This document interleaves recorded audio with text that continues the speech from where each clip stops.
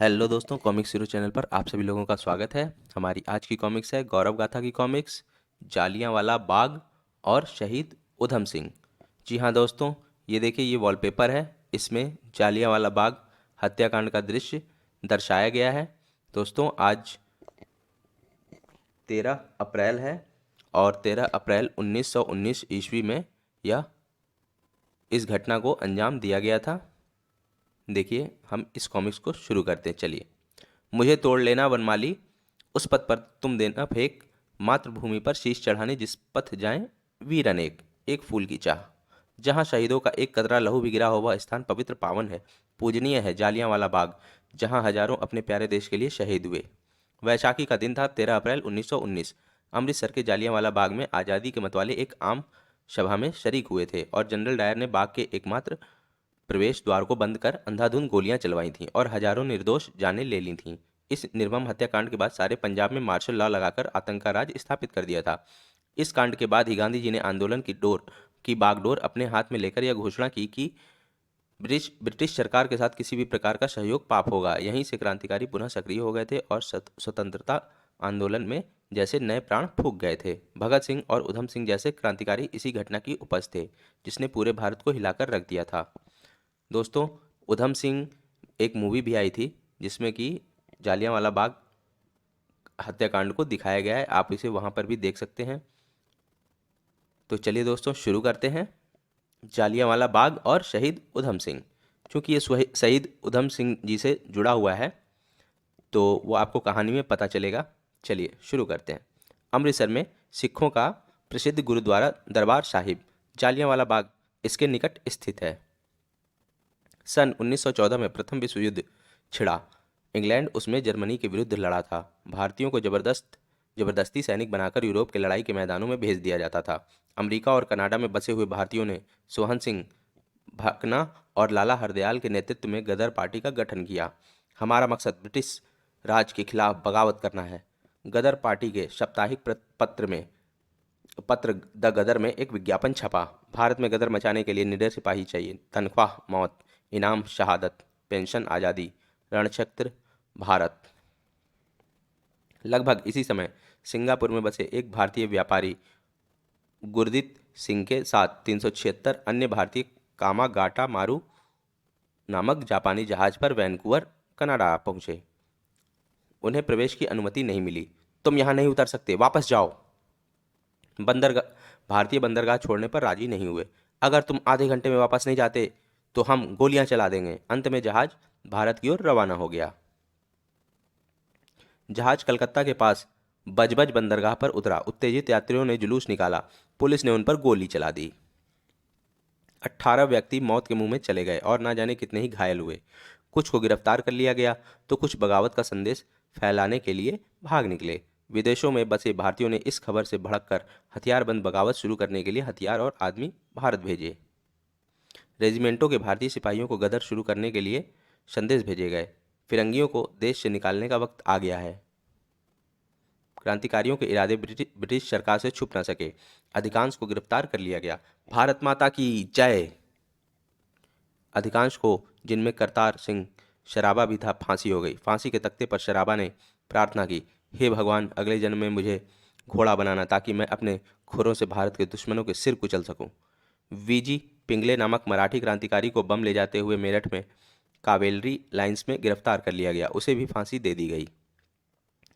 बाघ जतिन के नाम से प्रसिद्ध जतिन मुखर्जी बालासोर में पुलिस के साथ मुठभेड़ में मारा गया। 12 लाख भारतीय सिपाही भर्ती हुए। युद्ध के लिए फंड एकत्र करने के लिए सख्त तरीके अपनाए गए। खान साहिब, मेरी 500 रुपये से ज़्यादा देने की हैसियत नहीं है। हमें कम से कम 1000 रुपये चाहिए, नहीं दिए तो मुश्किल में फंस जाओगे। ब्रिटेन के प्रधानमंत्री श्री लॉर्ड जॉर्ज ने घोषणा की, हम विश्व की आज़ादी की रक्षा के लिए लड़ रहे हैं। श्रीमती एन्नी बेसेटन नाम की एक आयरिश महिला ने भारत के स्वराज्य के लिए होम रूल लीग की स्थापना की। अगर ब्रिटेन आज़ादी के लिए लड़ रहा है तो वह भारत को गुलाम क्यों बनाए है। एन्नी बेसेटन की जय। ऐसा ही एक संगठन लोकमान्य तिलक ने बनाया। हम ब्रिटेन से आज़ादी की भीख नहीं मांगेंगे। स्वराज हमारा जन्मसिद्ध अधिकार है और हम इसे लेकर रहेंगे। एन्नी बेसेंट गिरफ्तार कर ली गई। भारत के लिए नियुक्त सचिव माटेंगू ने और अधिक मदद पाने के लिए ब्रिटिश संसद में कहा, हमारी नीति भारत में धीरे धीरे एक जिम्मेदार सरकार की स्थापना करने की है। 7 नवंबर 1917 को लेनिन के नेतृत्व में रूस में क्रांति हो गई। रूसी क्रांति ने भारतीयों को भी आज़ादी के लिए लड़ने को उत्साहित किया। रूस की आम जनता ने जार की तानाशाह सरकार को उखाड़ फेंका है। हमें भी इन फिरंगियों को भगा देना चाहिए जो हमारा शोषण कर रहे हैं।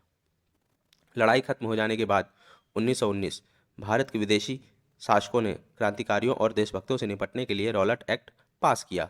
इस कानून के अधीन सरकार किसी भी व्यक्ति को संदेह पर बिना मुकदमा पकड़ सकती है। ना वकील, ना दलील, ना अपील।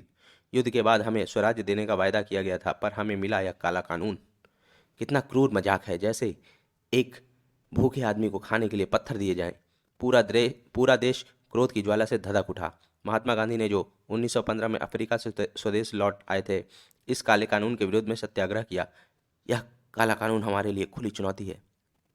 पुराने रूसी कैलेंडर के अनुसार अक्टूबर क्रांति। उन्होंने सत्याग्रह शपथ जारी रखकर जनता से उस पर दस्तखत करने की अपील की। शपथ, मैं इस कानून को मानने से इनकार कर यह शपथ लेता हूं कि इस संघर्ष में सदैव सच्चाई के पथ पर चलूंगा और हिंसा से दूर रहूंगा।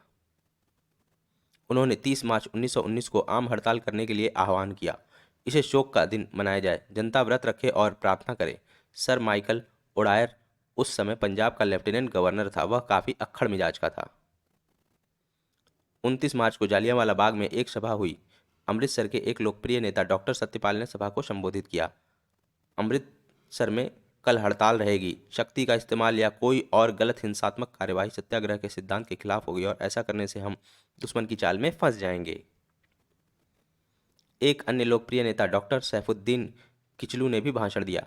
किसी की जिंदगी या संपत्ति पर हमला ना करना। गांधी जी का कहना है, हमें किसी को दर्द नहीं देना है और खुद दर्द सहने को हमेशा तैयार रहना है। सर माइकल को अमृतसर के नेताओं के ये काम अच्छे नहीं लगे। ये राजद्रोह फैला रहे हैं। डॉक्टर सत्यपाल को एक आदेश भेजकर उन्हें सार्वजनिक सभाओं में बोलने से रोक दिया गया। 30 मार्च को अमृतसर में पूरी हड़ताल रही। दोपहर में जालियांवाला बाग में एक सभा हुई। डॉक्टर किचलू ने उसकी अध्यक्षता की। हम रॉलेट एक्ट के शुक्रगुजार हैं कि उसने हिंदू, मुस्लिम और सिखों को एक कर दिया है। जेल और हथकड़ियां हमें डरा नहीं सकती। हथकड़ियां हमारे जेवर हैं और जेल हमारे मंदिर और मस्जिदें। डॉक्टर सैफुद्दीन किचलू ने हर सत्याग्रही को शांतिपूर्ण रहने का फर्ज याद दिलाया। हमें मातृभूमि की रक्षा करने के लिए तैयार रहना है। साथ ही हमें अहिंसा की सत्याग्रह शपथ भी नहीं भूलनी है, चाहे कोई हम पर कितना भी जुल्म करे। कुछ दिन बाद उन्हें भी आदेश भेजकर आम सभा में बोलने से रोक दिया गया। दिल्ली में भी 30 मार्च को हड़ताल रही। पुलिस ने हड़तालियों को गोलियों से भून डाला। शाम को स्वामी श्रद्धानंद की अध्यक्षता में एक विरोध सभा हुई। पुलिस वहां पहुंची। अगर तुम अपने शक्ति प्रदर्शन पर अड़े ही हुए हो तो जाओ और मशीन गनें ले आओ। पुलिस लौट गई। सभा के बाद जनता ने स्वामी जी की अध्यक्षता में जुलूस निकाला। दिल्ली की घटनाओं से पंजाबी क्रुद्ध हो गए। कांग्रेसी नेता स्वामी सत्यदेव उन्हें शांत करने के लिए अमृतसर पहुंचे। गांधी जी का आदेश है कि हमें हर कीमत पर शांतिपूर्ण रहना है। अमृतसर के डिप्टी कमिश्नर ने अपने घर पर कुछ चमचों और सरकारी अफसरों को बुलाया। ये लोग 6 अप्रैल को एक और हड़ताल करने जा रहे हैं। हड़ताल सफल ना होने पाए। डॉक्टर सत्यपाल ने राष्ट्रीय सेवकों को अपने घर बुलाया। सरकार द्वारा यह अफवाह उड़ाई जा रही है कि 6 अप्रैल को हड़ताल नहीं होगी। हमें अफवाह को काटना होगा। नवयुवकों के एक दल ने गली गली जाकर ढिंढोरा पीटा। भाइयों, सरकारी चमचों द्वारा अफवाह फैलाई जा रही। अफवाहों पर ध्यान ना देना। 6 अप्रैल को सभी दुकानें और दफ्तर बंद रहनी चाहिए। 6 अप्रैल को देश भर में हड़ताल मनाई गई। अमृतसर में इसका सबसे ज़्यादा जोर था। शहर में जुलूस निकाला गया। महात्मा गांधी की जय, काला कानून वापस लो, डॉक्टर किचलू और डॉक्टर सत्यपाल पर लगाई गई पाबंदियां हटाओ। जालियांवाला बाग में बुलाई गई एक सभा में, जब तक काला कानून वापस नहीं होता हमारा आंदोलन जारी रहेगा। हमें हिंसा से दूर रहकर दुख और शोक को धैर्य से झेलना है। अंत में असत्य की हार और सत्य की विजय होगी। इस सफल हड़ताल से घबराकर अमृतसर के डिप्टी कमिश्नर ने लेफ्टिनेंट गवर्नर सर माइकल को पत्र लिखा। जनता यहाँ अधीर और क्रांति के लिए तैयार हो गई है। इस चिंताजनक स्थिति से निपटने के लिए हमें और सैनिक चाहिए। सर माइकल ने आंदोलन को कुचलने का फैसला किया। ये लोग गांधी की आत्मबल की बात करते हैं और आत्मबल से ज़्यादा कारगर भी एक बल है। उसने पंजाब लेजिस्लेटिव काउंसिल को संबोधित किया। राजनीतिक आंदोलनकारी अनपढ़ लोगों को बहका रहे हैं, उन्हें भूलना नहीं चाहिए कि उन्हें अपनी करतूतों का फल भुगतना पड़ेगा। 9 अप्रैल 1919 को रामनवमी का त्यौहार था। अमृतसर के मुस्लिम भी हिंदुओं के साथ इस त्यौहार में खुशी खुशी शामिल हुए। महात्मा गांधी की जय, हिंदू मुस्लिम भाई भाई। जब सर माइकल को रामनवमी की बाबत पता चला तो उसे लगा कि अब जल्दी कुछ करना पड़ेगा, अभी या फिर कभी नहीं। उसने अमृतसर के डिप्टी कमिश्नर को लिखा, डॉक्टर सत्यपाल और डॉक्टर किचलू को गिरफ्तार कर पहरे में धर्मशाला भेज दो। डॉक्टर सत्यपाल और डॉक्टर किचलू को डिप्टी कमिश्नर के बंगले पर बुलाया गया। तुम्हें गिरफ्तार किया जाता है, तुम्हें धर्मशाला ले जाना होगा। उन्हें कार द्वारा धर्मशाला ले जाया गया। न की गिरफ्तारी की खबर पाकर उनकी गिरफ्तारी की खबर पाकर जुलूस की शक्ल में डिप्टी कमिश्नर के बंगले जा पहुंचे। पुलिस ने जुलूस को रोका। तितर बितर हो जाओ वरना गोली चला दूंगा। आंदोलनकारी हटे नहीं, पुलिस ने गोली चला दी। बदले की भावना में जलते हुए लोग दलों में बिखर गए और अपनी हिफाजत के लिए लाठियां ले आए। एक दल रेल पुल के पास आया। पुल की देखरेख करने वाले सैनिकों ने गोली चलाकर 20 आदमी मार डाले। दंगे भड़क उठे। कुछ यूरोपीय उत्तेजित लोगों द्वारा मारे डाले गए। कूचत तैवारियां में मिस शेरवुड नामक ब्रिटिश मिशनरी को साइकिल से नीचे उतारकर इतना पीटा गया कि वह बेहोश हो गई। गली में रहने वाले एक हिंदू परिवार ने अपने घर लाकर उनकी तीमारदारी की। जब झगड़े समाप्त हुए तो मिस शेरवुड को अस्पताल पहुंचा दिया गया। अगले ही दिन अप्रैल को जालंधर की एक ब्रिगेड के कमांडर जनरल डायर ने अमृतसर की व्यवस्था अपने हाथ में ले ली। दंगों में शहीद हो गए अपने साथियों की शव यात्रा निकालने की इजाज़त पाने के लिए लोगों ने अपने प्रतिनिधि डिप्टी कमिश्नर के पास भेजे। उनकी सैकड़ों प्रार्थनाओं के बाद डिप्टी कमिश्नर इस बात पर राजी हुआ कि जुलूस एक निश्चित रास्ता लेगा और 2 बजे तक सब कुछ खत्म कर देना होगा। 12 अप्रैल अमृतसर एक सैनिक कैंप सा लग रहा था। जनरल डायर ने स्थिति का जायजा लेने के लिए हवाई जहाज का इंतजाम किया। लौटकर पायलट ने रिपोर्ट दी, मैंने कई जगहों पर भीड़ देखी है। जनरल डायर ने शहर में फौजी मार्च कराया। एक जगह पर काफ़ी लोग जमा थे। हिंदू मुस्लिम भाई भाई। जनरल डायर ने पहले भीड़ पर गोली चलाने की सोची, फिर रुक गया। मुझे इससे बेहतर अवसर का इंतजार करना होगा। 12 अप्रैल को कुछ महत्वपूर्ण गिरफ्तारियां की गईं। शाम को कुछ नवयुवकों ने अगले दिन जालियांवाला बाग में एक आम सभा आयोजित करने का फैसला किया। सभा में डॉक्टर किचलू और डॉक्टर सत्यपाल के पत्र पढ़े जाएंगे। स्वयंसेवकों ने जनता को इस सभा के बारे में सूचित किया। सभा किस समय होगी? 4:30 बजे। औरों से भी कह देना। खबर जनरल डायर तक भी पहुंची। कल काफी बड़ा तमाशा होगा। रविवार 13 अप्रैल 1919 बैसाखी का दिन था। पास पड़ोस के गांवों से भी लोगों ने आकर दरबार साहिब के पवित्र सरोवर में स्नान किया। सुबह 10 बजे के करीब जनरल डायर ने परेड करते हुए फौजियों का फिर जुलूस निकाला। ढोल बजाकर चेतावनी दी गई, जहां कहीं भी 4 या ज्यादा आदमी एक साथ दिखाई देंगे गोली चला दी जाएगी। जैसे ही डायर का जुलूस निकल गया, कुछ लोगों ने आकर घोषणा की, आज शाम 4:30 बजे जालियांवाला बाग में एक खास सभा आयोजित की जाएगी, आप सब आमंत्रित हैं। दरबार साहिब के पास स्थित जालियांवाला बाग उन दिनों 3 तरफ से इमारतों से घिरा एक उजाड़ बाग था, जिसमें आने जाने का केवल एक ही रास्ता था। शाम 4:30 बजे तक वहां तकरीबन 20,000 लोग एकत्र हो चुके थे। अध्यक्ष की कुर्सी पर डॉक्टर किचलू की तस्वीर रखी थी। हम यहाँ अपने प्रिय नेताओं डॉक्टर किचलू और डॉक्टर सत्यपाल की गिरफ्तारी के खिलाफ विरोध प्रकट करने के लिए इकट्ठे हुए हैं। जनरल डायर को सभा के शुरू होने की सूचना मिली। सर, जालियांवाला बाग में हजारों की संख्या में लोग एकत्र हो चुके हैं। डायर अपने सिपाहियों के साथ वहां पहुंचा और प्रवेश द्वार पर सैनिकों को तैनात कर दिया। शूट, भून डालो, तुम्हें इसी काम के लिए यहां लाया गया है। 10 मिनट तक गोलियां चलती रहीं।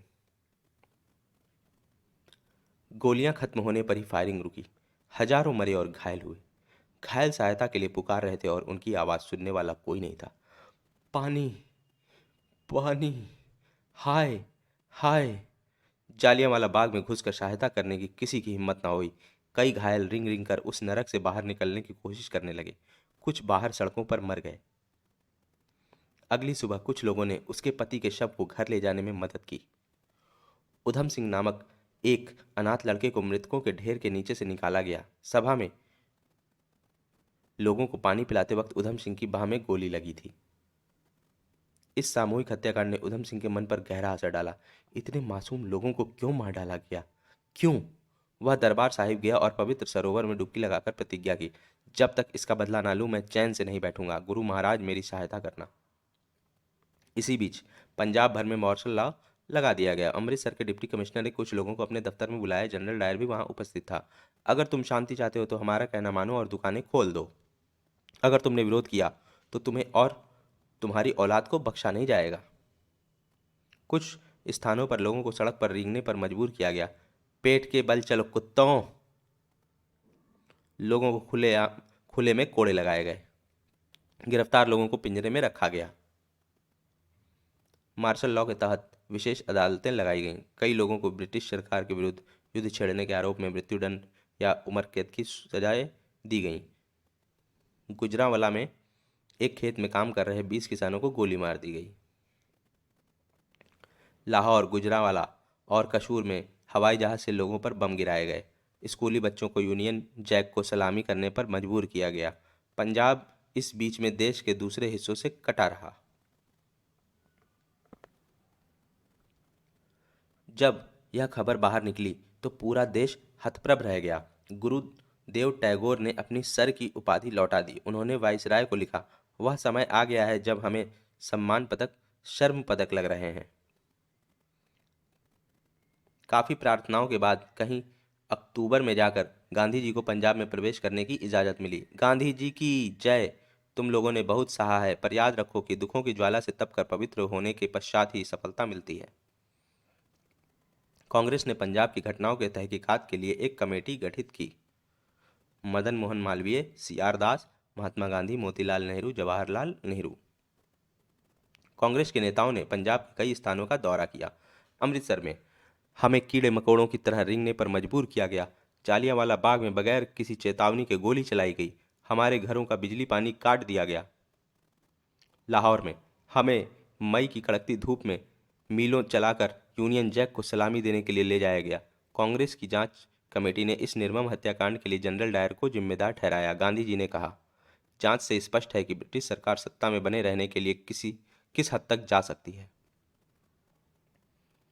लॉर्ड हंटर के नेतृत्व में जांच के लिए एक सरकारी कमेटी भी गठित की गई थी। पंजाब के लेफ्टिनेंट गवर्नर सर माइकल ने कमेटी को बताया, सरकार को उखाड़ फेंकने का बहुत बड़ा षड्यंत्र किया जा रहा था। जनरल डायर की कार्रवाई उचित थी। जनरल डायर भी कमेटी के सामने उपस्थित हुए। जब तुम बाग में पहुंचे तो तुमने क्या किया? गोली चलवा दी। एकदम। जी हाँ, एकदम। मैं यह समझूं कि तुम्हारा मकसद लोगों में आतंक फैलाना था। आप इसे कुछ भी समझ सकते हैं। मैं भय की छाप छोड़ना चाहता था, केवल अमृतसर में ही नहीं बल्कि पूरे पंजाब में। जी हाँ, मैं इन विद्रोहियों के हौसले तोड़ना चाहता था। जनरल डायर को हंटर कमेटी द्वारा दोषी पाया गया, लेकिन सर माइकल साफ साफ बच गया। भारत मंत्री एडविन माटेंगू ने ब्रिटिश हाउस ऑफ कॉमन्स में कहा, जनरल डायर को पदमुक्त होने को कहा गया है। हम सर माइकल की सेवाओं की प्रशंसा करते हैं, पर हम उनके द्वारा जनरल डायर की कार्रवाई को उचित ठहराने का समर्थन नहीं करते। जब ब्रिटिश हाउस ऑफ कॉमन्स के कुछ सदस्यों ने डायर की तरफदारी की तो विंस्टन चर्चिल ने कहा, डायर निर्दोष नहीं है, उसके खिलाफ यह अनुशासनात्मक कार्रवाई गलत नहीं। जालियांवाला बाग हत्याकांड वाकई बड़ी राक्षसी घटना है। हाउस ऑफ कॉमन्स ने हंटर कमेटी की रिपोर्ट स्वीकार कर ली, पर हाउस ऑफ लॉर्ड्स ने डायर को सजा देने के लिए सरकार के फैसले की निंदा की और डायर को ब्रिटिश साम्राज्य का हितैषी ठहराया। अंग्रेजों के इस रवैये से भारतीय जनता भड़क उठी। मोतीलाल नेहरू ने जवाहरलाल को लिखा, मेरा खून खौल रहा है, हमें कांग्रेस का एक विशेष अधिवेशन करके इन बदमाशों को खरी खरी सुनानी चाहिए। 21 साल बाद 13 मार्च 1940 को लंदन के केक्सटन हॉल में ईस्ट एशिया सोसाइटी की मीटिंग चल रही थी। वक्ताओं में पंजाब के भूतपूर्व लेफ्टिनेंट गवर्नर सर माइकल भी था। जैसे ही मीटिंग खत्म हुई, एक आदमी ने 6 फायर किए। गोली चलाने वाला उधम सिंह था, वही अनाथ लड़का जिसने 1919 में प्रतिज्ञा ली थी। सर माइकल घटनास्थल पर ही खत्म हो गया और 2 अन्य ब्रिटिश महानुभाव घायल हुए। उधम सिंह को गिरफ्तार कर लिया गया। मैं उससे बदला लेना चाहता था, वह इसी काबिल था, मुझे मरने का गम नहीं। उसे मृत्युदंड दिया गया। जज द्वारा सजा सुनाए जाने के बाद उधम सिंह गरज उठा, वह असली अपराधी था, वह मेरे देशवासियों को कुचलना चाहता था, इसलिए मैंने उसे कुचल डाला। मुझे मौत से भय नहीं, अपनी मातृभूमि के लिए जान देने से बढ़कर गौरव की बात मेरे लिए और क्या हो सकती है। कुछ दिन बाद उधम सिंह को फांसी लगा दी गई। उसके शव को जेल कंपाउंड में ही दफना दिया गया। 34 वर्षों के बाद 1974 में उधम सिंह के अवशेष भारत लाए गए और उन्हें जालियांवाला बाग के शहीदी स्मारक के पास रखा गया। उन्हें उसके जन्म स्थान सुनाम पटियाला में ले जाकर अंतिम संस्कार किया गया और उसकी राख गंगा और सतलुज में बहा दी गई। दोस्तों, हमारी ये कॉमिक्स यहीं पर समाप्त होती है। आपको ये कॉमिक्स कैसी लगी हमें कमेंट सेक्शन में ज़रूर बताएं और हमारे चैनल को सब्सक्राइब करना ना भूलें। मिलते हैं अब अगली कॉमिक्स में। धन्यवाद।